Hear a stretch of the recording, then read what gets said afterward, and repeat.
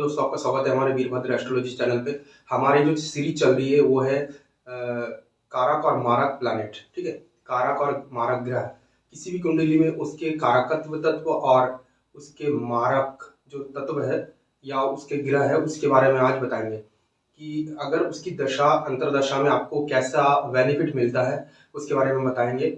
और आज का जो आपका एपिसोड है वो है तुला लग्न पे। तुला लग्न में कारक और मारक ग्रह, जैसे कि आप देख सकते हैं, यह हमारा चार्ट है।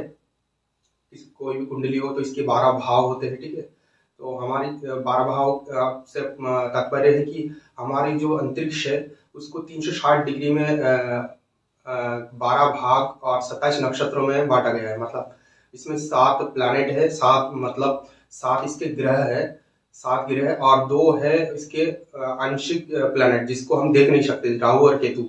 इसको मिलाकर ही 9 प्लैनेट होते हैं जो हमारे मानव जीवन को प्रभावित करते हैं। आज हम तुला लग्न में कारक और मारक ग्रह के बारे में डिस्कस करेंगे। ठीक है, सबसे पहले अगर कोई भी कुंडली में अगर आप लग्न में फर्स्ट हाउस में अगर 7 लिखा हो तो आप उनको मान सकते हैं या तुला लग्न की कुंडली है या तुला राशि की कुंडली है। ठीक है, तो तुला राशि में जो अच्छे ग्रह है, कोई भी कुंडली में अच्छे ग्रह को देखने के लिए तात्पर्य यह होता है कि उसके त्रिकोण भाग को हम देखते हैं। जो त्रिकोण भाग है इसमें जो शुभ ग्रह को हम उसमें मानते हैं कि इसकी जब दशा अंतरदशा आएगी तो बहुत अच्छा होगा। तो इस कुंडली में आपका देख सकते हैं 1, 5 और 9 ये हाउसेस होते हैं और इसको हम त्रिकोण बोलते हैं। तो त्रिकोण में सबसे पहला प्लैनेट जो है, जैसे कि ये तुला लग्न की कुंडली है, तो तुला लग्न की कुंडली में तुला जो लग्न है उसका जो लॉर्ड होता है, की कुंडली में 7 नंबर लिखा हुआ है। तो 7 नंबर का जो लॉर्ड है शुक्र देव है। ठीक, शुक्र की जब भी इनकी दशा महादशा आएगी तो माना जाता है इनके पास दौलत, शोहरत, मान सम्मान, वेल्थ आदि बहुत सारी चीजें उस टाइम मिलती है। ठीक है, और इसमें जो 5th हाउस है, 5th हाउस में 11 नंबर लिखा हुआ है। तो 11 नंबर क्या होता है? 11 नंबर आपका कुंभ राशि का होता है। ठीक है, कुंभ राशि का जो लॉर्ड होता है वो आपका सैटर्न होता है, मतलब शनिदेव। जब भी इनकी कुंडली में इनकी दशा महादशा जब शनि की आएगी तब माना जाएगा कि जैसे ही 5th नंबर से हम 5th नंबर किसको इंडिकेट करता है? Education, higher education, love relationship और आपका संतान पक्ष को भी देखते हैं इससे। तो उस टाइम ऐसे व्यक्ति को देखा गया है इनकी जो संतानें होती है जो जन्म लेते हैं उनके बाद इनकी तरक्की बहुत तेजी से होती है। इनकी संतानें कुल दीपक माना गया है कि इनके नाम को, इनके फेम को आगे बढ़ाने के लिए इनके जो बच्चे होते हैं बहुत अच्छे होते हैं। ठीक है, और 9th हाउस में आपका देखो 9th हाउस में 3 नंबर लिखा हुआ है। 3 नंबर क्या होता है? 3 नंबर का मिथुन राशि होता है। तो मिथुन राशि का जो लॉर्ड होता है वो बुध होता है। तो आपका थर्ड प्लैनेट इनका हो गया बुध। ठीक है, फर्स्ट हो गया शुक्र, सेकंड हो गया आपका सैटर्न और थर्ड हो गया आपका क्या है? बुध हो गया। ठीक है, तो ये तीनों प्लैनेट जो है, ये तीनों जो प्लैनेट है इनकी राशि में कारक तत्व है। ठीक है, अब हर चीज के 2 पहलू होते हैं।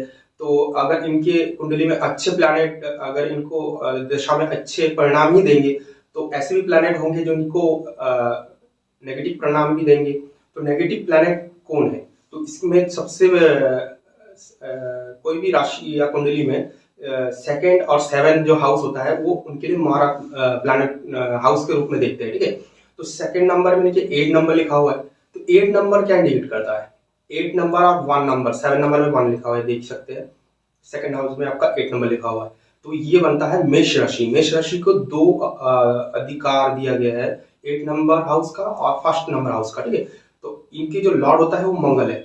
माना जाता है इनकी जब मंगल की दशा अंतरदशा आएगी तब इनकी जिंदगी में बहुत सारे उतार चढ़ाव, उथल पुथल की चीजें होने लगेगी। मतलब इनका नेगेटिव चीजें उस टाइम होगी, इनके जो तरक्की के रास्ते बंद हो जाएंगे, इनको बहुत सारे प्रॉब्लम उस टाइम होने लगेंगे। ठीक है, तो फर्स्ट प्लैनेट इनका मंगल हो गया जो इनके लिए मारक प्लैनेट है।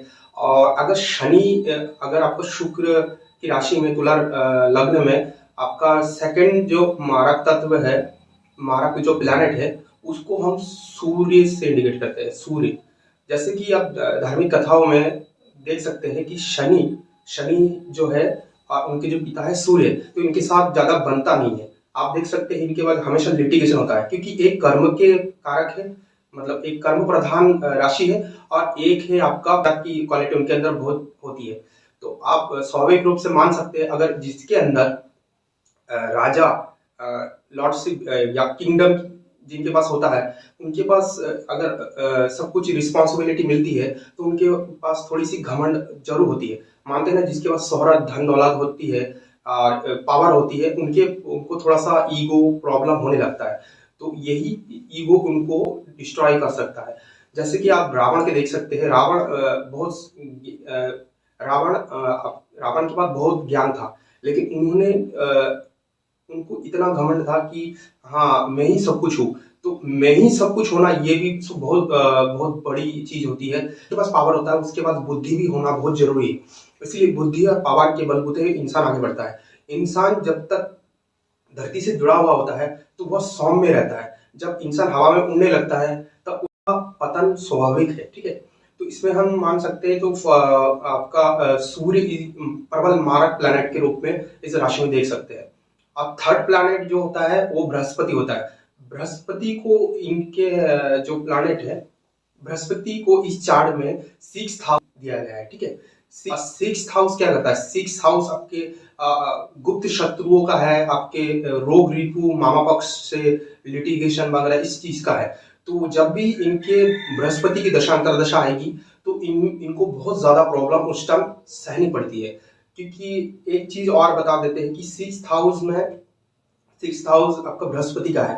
तो 6th हाउस आपके क्या है, ऐसे व्यक्ति को देखा होगा इनमें मोटापे की प्रॉब्लम बहुत ज्यादा बन जाती है। थायराइड वगैरह ऐसी बीमारी जिसको पकड़ना मुश्किल होता है। ठीक है, तो इनमें थायराइड वगैरह की बीमारी होती है, मतलब मोटापा। ठीक है, बृहस्पति का काम क्या है? बृहस्पति ज्ञान का कारक है। बृहस्पति ज्ञान, और ज्ञान से तात्पर्य फैलाव। ठीक है, जिसके अंदर भी बृहस्पति अगर लग्न में है तो बहुत अच्छी बात है।